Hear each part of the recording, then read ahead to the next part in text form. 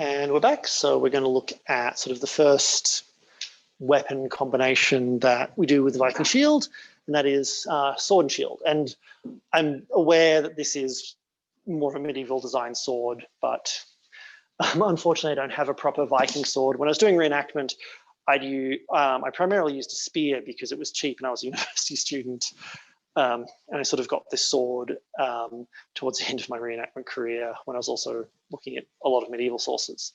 So if we take our normal sort of shield guard, shield is up on the center line, or a nice kind of L stance, nice bent legs for quick movement.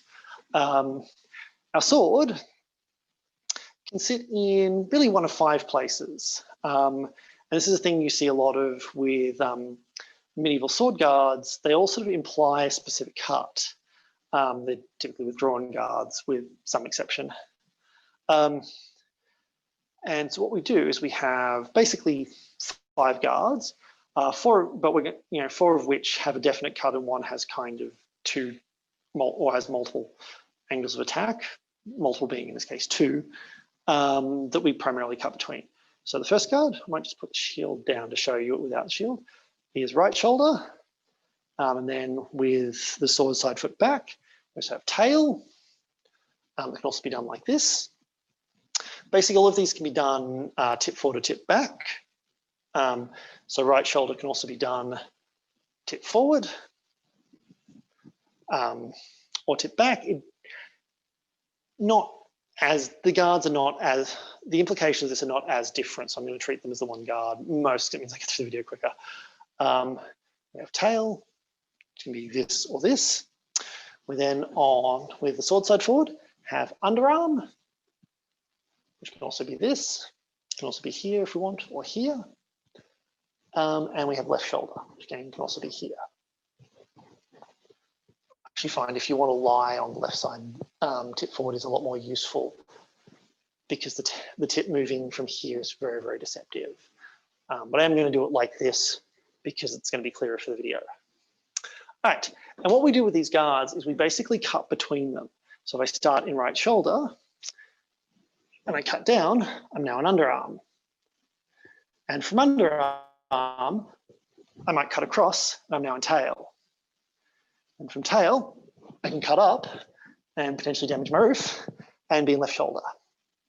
Then from left shoulder, I can cut across and come to right shoulder. So when you're doing your cuts, you're basically cutting through from these 4 positions nearly always. So go right shoulder, underarm, underarm, right shoulder. And you notice I'm passing, I'm changing my feet. Anytime the sword is on my right side, my right foot is back. Anytime the sword is on my left side, my left foot is back. Just as a way it frees movement. And yes, there is a lot of advanced stuff where I can do things like this, change up what I'm doing. But for the purposes of kind of an introductory this is what we do.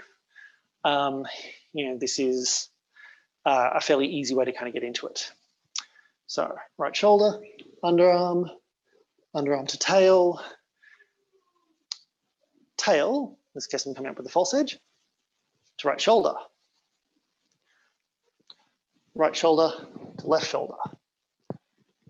Left shoulder to tail. Tail to underarm. Underarm to right shoulder. Right shoulder to left shoulder. Left shoulder to tail. Tail to left shoulder. Left shoulder to right shoulder. Right shoulder to underarm. And underarm to tail. And this one I find like just slashing across very low can be quite good. So from here, you have a 5th guard that I talked about, and that is this kind of high guard. And you actually see a lot of depictions of Viking Age warriors where they're holding their sword above their head. Sometimes with the tip held higher than I can with my roof, sometimes not. But this seems to be a common guard as depicted in art. I don't know if that means it was a common guard in the period or not. I'm just say, you know, it's just interesting, I guess. But the advantage of this is from here, I can attack down like I would from right shoulder to underarm. I can also attack downwards like I would from left shoulder to come to tail, even if it means trading feet. Or, you know, having my sword on the side with my foot backwards. But yeah, so it is quite useful because I've got more, I'm not implying an attack from either side, whereas, you know, this, and this all kind of, basically the attack is going to come from a specific angle, or I'm going to have to reposition first. And obviously from here, you know, from right shoulder, I can throw a rising cut, but I have to drop basically the tail first. So if I want to beat my opponent, if I want to end the fight quickly, the fastest way to do that is to countercut. And you see this a lot in, it's either 133 or I-33. I've had people tell me contradictory information about what the correct thing is, and I've come to the conclusion that even Royal Armoury doesn't really know. Because yeah, like I've been told I've been wrong saying either way. Which I think is why a lot of people just want to call it the Walpurgis manuscript now, because it stops the argument. But you see this where there's a lot of basically counter hits, what they call the stab knock. And the idea is my opponent comes in, and as they come in, I come forward aggressively, catching their sword, and in this case also their shield on my shield, to create an angle for the cut that is coming in at the same time. So if, let's say, my opponent comes in, they're in right shoulder, I'm in right shoulder, they come in like this to try and cut over the top of my shield. I don't want to raise my shield like this because this will blind me. What I do instead is I intercept their shield, I come forward quite aggressively, I intercept their blow with my shield, and I also use that to hit their shield and create enough of an opening that I can come in. You know, so the way I do this, and the way I do this works pretty much the same from any angle of attack, is I come forward, I step an amount, I compass my feet somehow, sometimes the other way as well, but I'll get to that in a minute. And I'm looking to create, and I punch forward, and what I'm doing is I'm punching my hands, I'm bringing my hands together. I'm not doing my full reach necessarily. I'm keeping my hands together. One is a way so I know where everything is, but also I find this, you know, from this position, I've got much more biomechanical strength than if I'm doing this, if I'm pulling my shield back.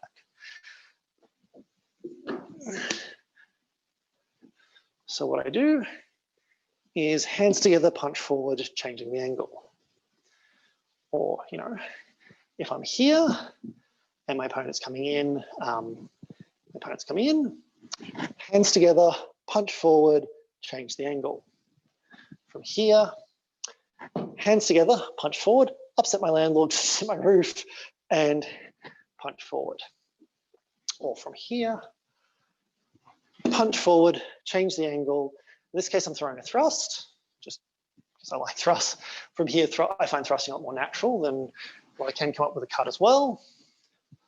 But I throw a thrust, and I'm punching forward and changing the angle. So I'm trying to meet my opponent, I'm basically trying to clash. And what we're doing is competing to see who has the best angle. Incidentally, the way you counter this is you basically assume your opponent's going to do that to you, and you do it back to them against the most likely attack. So my opponent, you know, I throw an attack, my opponent punches forward, I shift and change the angle and come in. And so I break line and I try and come around and compete with them. And this is a bit hard to do, to practice by myself or like by yourself. But when you have a training partner, the best thing to do is you start off with someone just throws some attacks at you to make sure the attacks will actually get around the shield. And then the attacker throws the same attack. The defender shifts and adjusts the angle so that they're catching the attack and hitting the attacker. Then from there, And you do that, you practice that a few times, and then from there, the attacker throws the attack, throws to probably about 2 extension. Actually, for those who've pretty much missed any of my previous lessons where I've talked about the timing of a cut, you generally extend and then do footwork. But when you're attacking with your shield, this becomes or with a sword and shield, this becomes very important because you want to extend because your opponent is going to react to that, and that's what tells you how to get the angle you want. So you extend and then adjust. From here, extend and then adjust. Extend and then adjust. And that's kind of a good sort of step 2 person drill. And then the third part of that is the defender tries to recover. And what you'll find is the way that you recover from this kind of, like from the attacker trying to counter your counter, is by doing the shield movements we did before. So I threaten, my opponent adjusts, I adjust more, they then adjust back. They adjust back to try and maybe press my shield, at which point I switch. And I counter their counter. I counter their counter to my counter with my own counter. It's confusing to explain, but it makes more sense in motion. All right. So yeah, from here, basically, the easiest way to end the fight is to throw a counter hit. And this is something you see consistently across a lot of fencing systems, where which will teach a counter attack as the primary defense or as an important defense. And then also with systems that don't. So when I look at 19th century saber, when I started assuming that my opponent was just going to counter thrust me in the face or try and countercut my arm and run, which were the 2 easiest counters to do, all of a sudden the guards, the attacks, everything started to make a lot more sense. And so I think this kind of, if you're looking for a HEMA perspective on Viking Age combat, one of the first things you would ask as a HEMAist is, what are the easiest ways to counter the most obvious attacks, the most obvious guards? All right, so this moves us on from attack and counterattack to defense. So how do you defend with a shield? Well, biomechanically, doing this to defend the low line is dumb. Like, I can bring my shield down, and I think there's actually video footage of me doing this many years ago, just instinctively.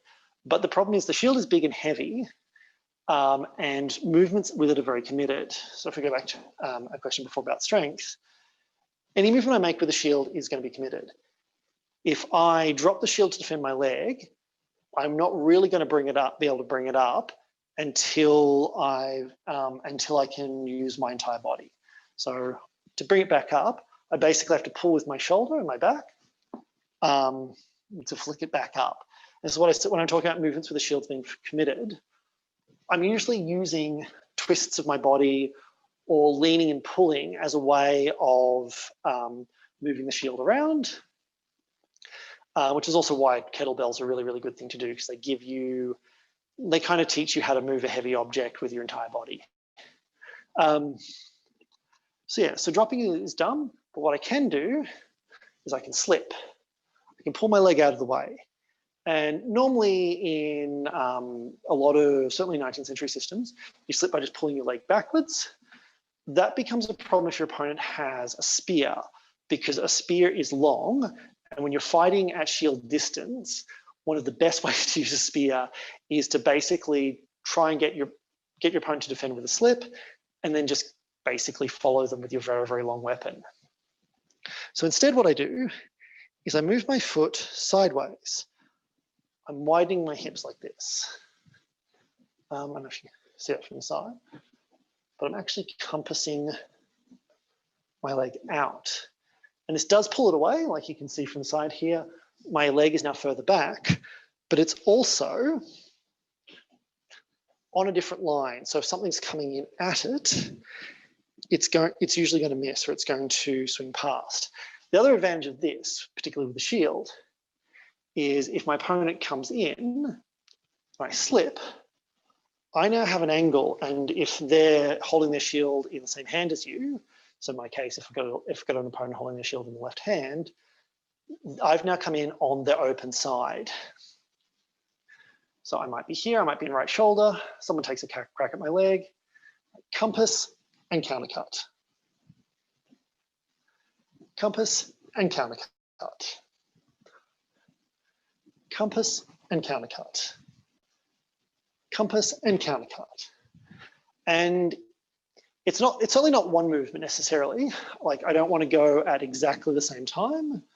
But I also don't want to go after. I want my leg to be moving before I throw my countercut, because I want to make sure I clear my opponent's shield. Compass and countercut. Compass and countercut. Compass and countercut. Compass and, well, counter thrust, but same basic idea. Which is the other thing, you kind of need to be a bit loose with what the attacks are, because we don't know if they exactly what they were doing, whether they were, always just chopping from the shoulder, or whether they might have been, starting with a forward-facing blade and millinang at their opponent. We don't know. Whatever works, works. I'm just doing what's intuitive to me because it makes it easier to teach. All right. So the other thing that you have to consider defending is the head.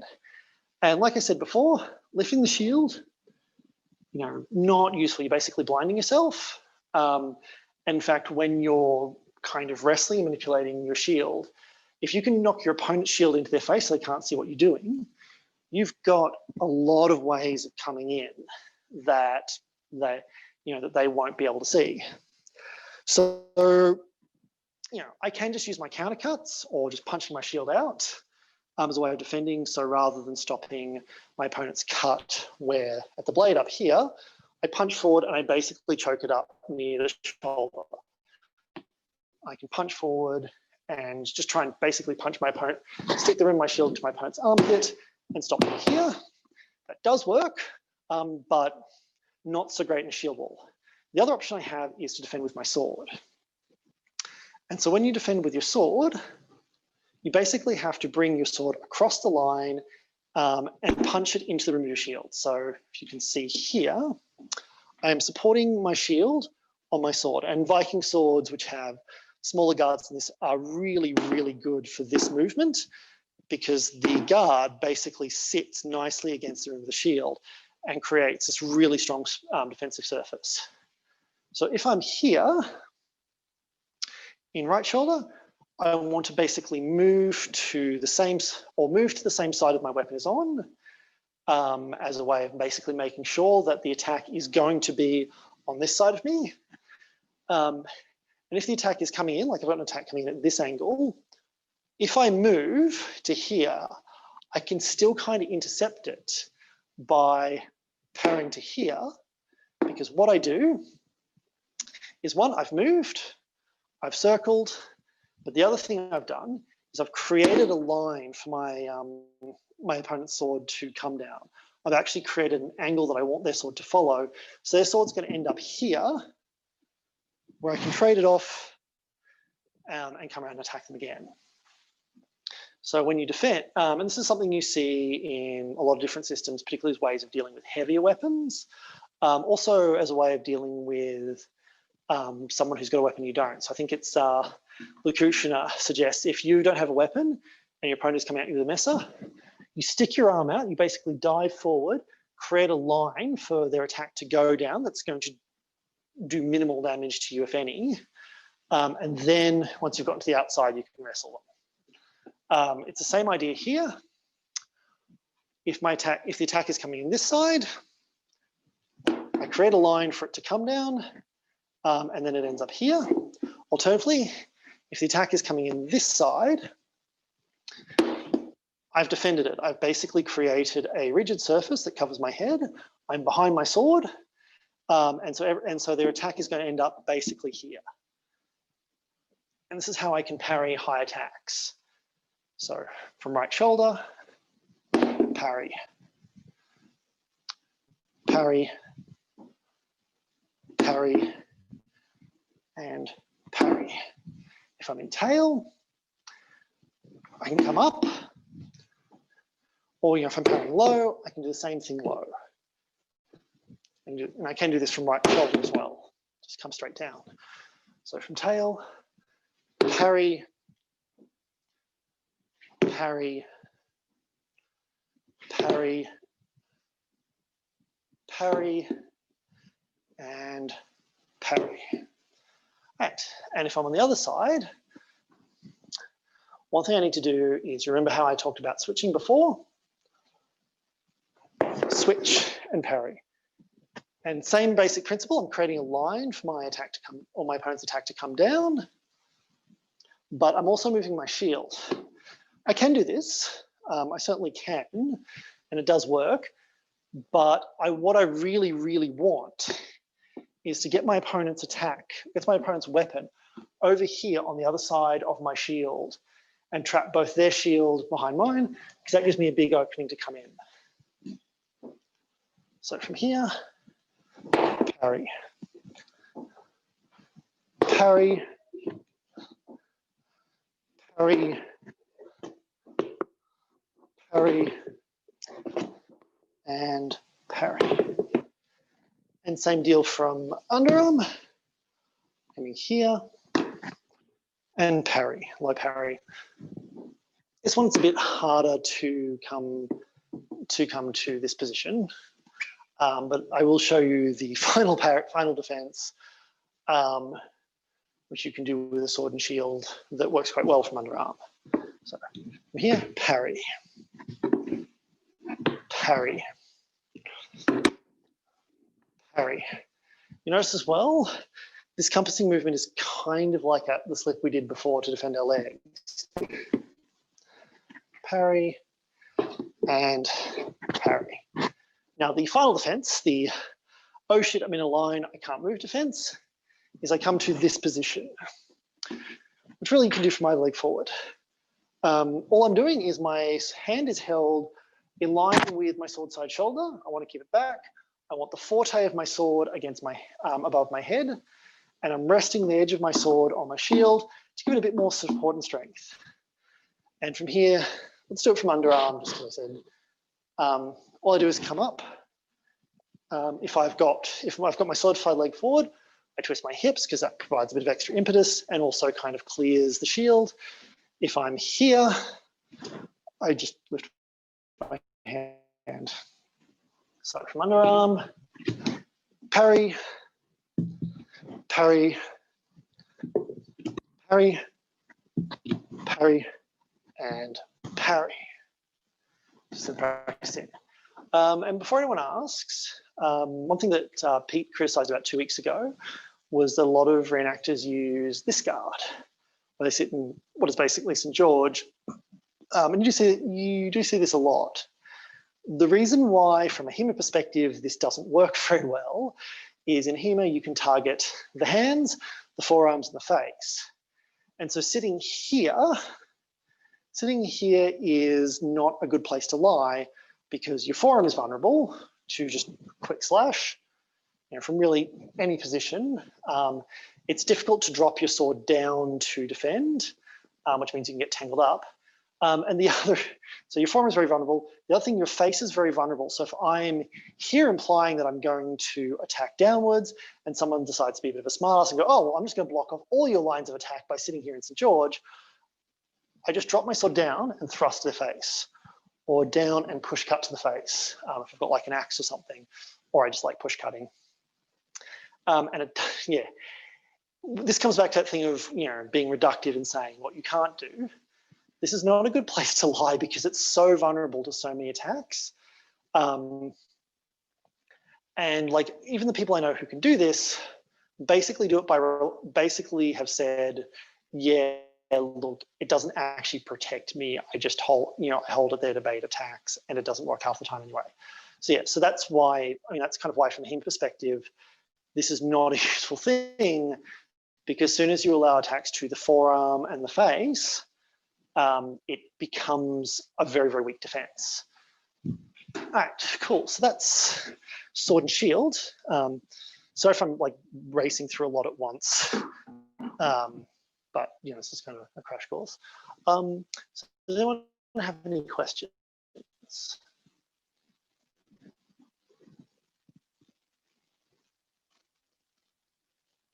That's looking like a no. So I'm just going to